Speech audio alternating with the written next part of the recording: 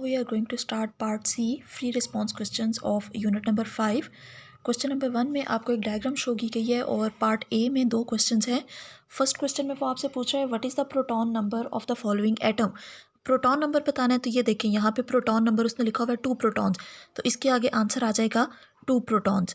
Second question है what is the mass number of this element. Mass number के लिए आप प्रोटॉन और न्यूट्रॉन दोनों को प्लस करते हैं, 2 प्रोटॉन्स और 2 न्यूट्रॉन्स, 2 + 2 हमारे पास आ गया 4, तो इसका मास नंबर है 4।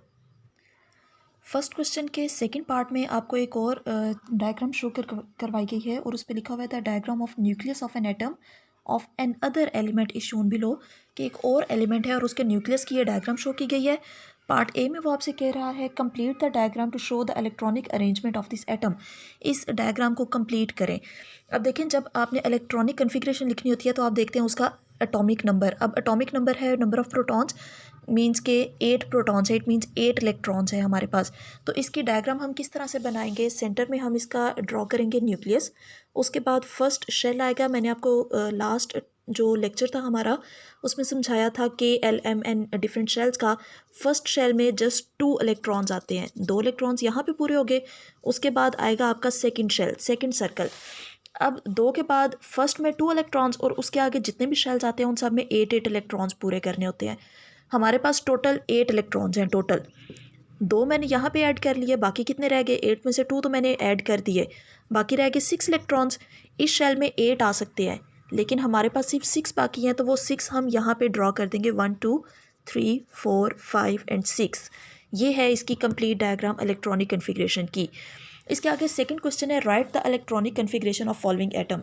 अगर हम इसकी इलेक्ट्रॉनिक कन्फिग्रेशन लिखते हैं तो मैंने आपको ऑर्बिटल्स भी बताए थे SPDF, तो इसकी इलेक्ट्रॉनिक कन्फिग्रेशन में हम लिखेंगे 1s2, पहले ये 2 आ गए, फिर सेकंड वाला रूम उसमें भी S ऑर्बिटल और उसमें भी 2 आगे आता है आपका orbital P, 2p4, 4 2 6 and 2 8 electrons हमारे कंप्लीट हो गए।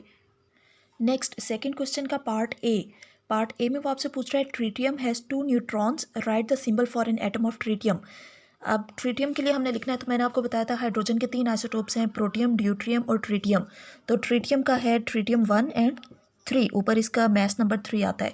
इसके आगे सेकंड क्वेश्चन है आपका right the formula of compound formed between tritium and oxygen. तो हाइड्रोजन का कोई भी आइसोटोप यूज़ किया जाए, हाइड्रोजन का फार्मूला हमेशा H2O ही लिखा जाएगा। अब इसका सेकंड पार्ट है right give the number of electrons in HD। Hydrogen के 3 आइसोटोप्स थे, प्रोटियम, ड्यूट्रियम और ट्रीटियम। प्रोटियम को रिप्रेजेंट करते हैं H से, ड्यूट्रियम को D से और ट्रीटियम को T से। अब जी आपने इलेक्ट्रॉन्स बताने हैं, प्रोटियम और ड्यूट्रियम 2 चीज़ें हैं हमारे पास।